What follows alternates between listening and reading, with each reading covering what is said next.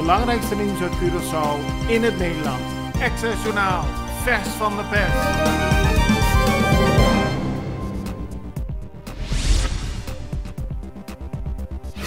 Een van de belangrijkste prioriteiten voor het kabinet Pisas voor het jaar 2023 is de heropening van de raffinaderij.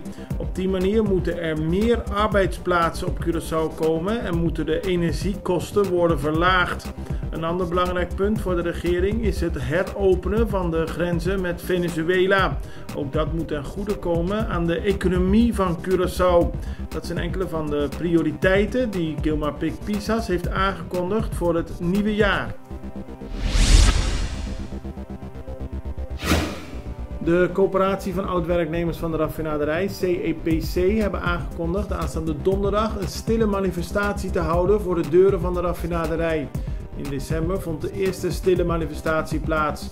Ze willen aandacht vragen voor het belang van de raffinaderij voor Curaçao, maar ook vanwege het feit dat gepensioneerde oud-werknemers van de raffinaderij niet alle premies krijgen die wel aan hen beloofd was. Ze willen dat daar verandering in komt. Na Colectra, nós toma tempo para servir ora com mais de comunibo. Llama no centro de cliente na telefone 0800-035 de Jaluna para Viernes voor die setor de mente te com setor de noite para turno serviço nan of patrão cita. Se você traz cita para sabra, também por hora. Por escolher para trabalhar, riba aqualectra.com e aproveitar a mesura, põe o documento na cerca para visita cerca nós vai mais fácil. Sim, Aqualectra, seu centro de cliente, está claro para servir na momento que você come a bo.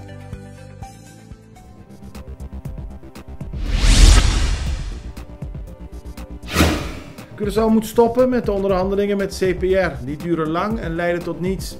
Dat zegt Efraim Seintje in de Extra vandaag. De onderhandelingen met de Caribbean Petroleum Refinery duren al maanden en er is nog steeds geen akkoord bereikt. Volgens Seintje moet Curaçao opnieuw gaan praten met PDVSA en Venezuela, omdat dat de meest verantwoorde keuze op dit moment is om de voortgang van de raffinaderij te waarborgen.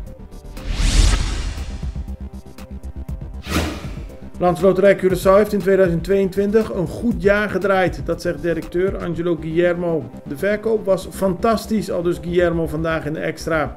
Ook is hij tevreden met het feit dat er nieuwe initiatieven zijn geïntroduceerd, zoals het scannen van de biljetti en ook een early bird special voor de verkoop in december 2022. Daarmee zal in 2023 worden verder gegaan, aldus Guillermo. De WBSC, de World Baseball Softball Confederation, heeft in de ranking voor 2022 Curaçao op de 33e plaats geplaatst. En dat is een enorm hoge ranking voor Curaçao. Ter vergelijking, 10 jaar geleden stond Curaçao nog op de 75e plaats. In de Curaçaose softbalwereld is verheugd gereageerd op de ranking en er zijn veel goede voornemens voor 2023. Het nieuwe jaar is nog maar kort, maar op Aruba zijn al 2 boten onderschept met in totaal 23 ongedocumenteerden die vanuit Venezuela Aruba probeerden binnen te komen. Het gaat grotendeels om mannen en enkele vrouwen. De kustwacht op Aruba heeft aangegeven ook in 2023 te blijven controleren op illegaal transport van personen. Mooi nieuws voor de Extra, want de eerste baby van 2023 is van Extra-fotograaf Jonathan Richardson. Hij staat samen met zijn partner Soheli Dandare op de voorpagina van de Extra in de armen van de moeder Javion Richardson Dandare. De baby die iets voor 9 uur 's ochtends op 1 januari 2023 werd geboren. Het belangrijkste nieuws uit Curaçao in het Nederland. Access Journaal, vers van de pers.